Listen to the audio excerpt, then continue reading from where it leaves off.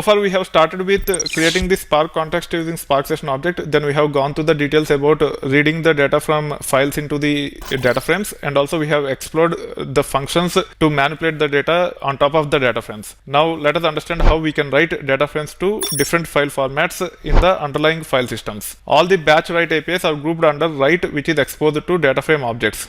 Write is nothing but an attribute within data frame, which is of type data frame writer, and data frame writer have all the functions such as text, CSV, JSON, ORC, Parquet, etc. to write the data frame using specific file format in the underlying file system. We can also write data to other file formats by plugging in and by using write.format, for example Avro. We can use options based on the type using which we are writing the data frame to. We can compress using something called as compression. If it is text files, we can use SEP to actually specify delimiter while writing data into the underlying files in file system. We can overwrite the directories or append to existing directories using mode.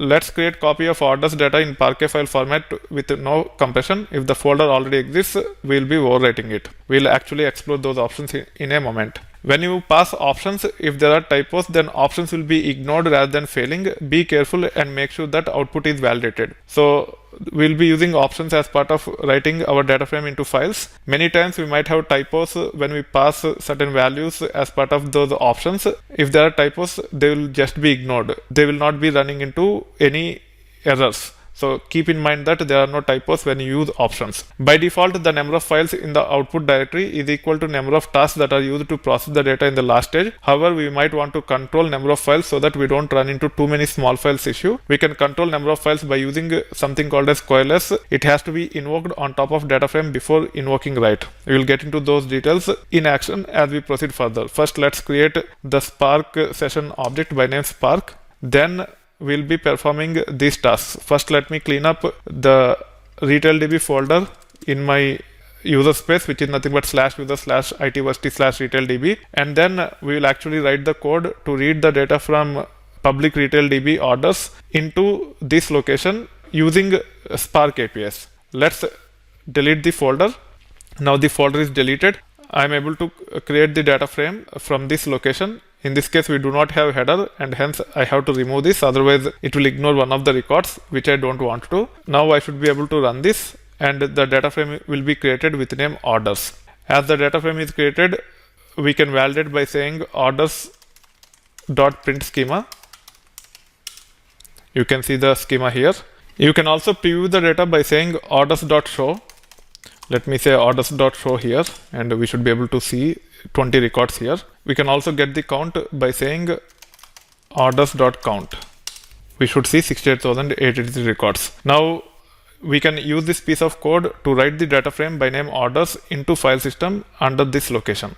I am specifying my user space user itversity. In that there is a folder called as RetailDB. I want to create a subfolder in that by name orders, and I want to copy files in Parquet file format in that location. If the files exist, I just want to overwrite. That's why I have mode equal to overwrite. By default, Parquet files will be compressed using Snappy, and I want to not to compress. That's why I am passing none to compression. Let me run this, and it will take care of copying the files into the target location. You can validate by saying hdfs dfs-ls in that location. Let me run this piece of code to validate. You can see that the file is created with Parquet file format. This is the alternative approach where you can use mode and pass overwrite to it. It will take care of overwriting the files in the target location. Also, you can pass the options like this. You should be able to run this, and then you should be able to see the output in the same manner as we have seen earlier. What I have highlighted as part of the material is when you use option, make sure the literals doesn't have any typos. If you have typos in compression or none, it might not throw any error, but you will not be getting the desired behavior. To ensure whether it is generated as expected or not, you should run some validations whenever you run this piece of code until you take care of the implementation as part of your application. One of the way to validate is you can actually run ls on this location, and you should not see the compression algorithm as part of the file name.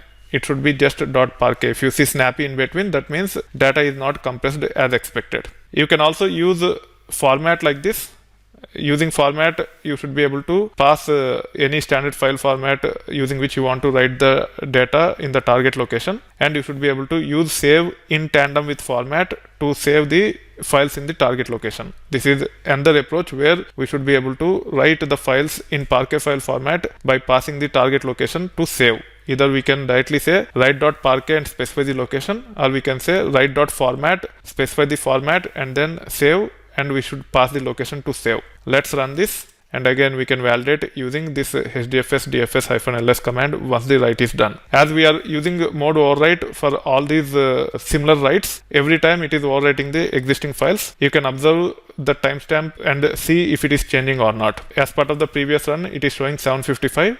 Now it should be greater than that.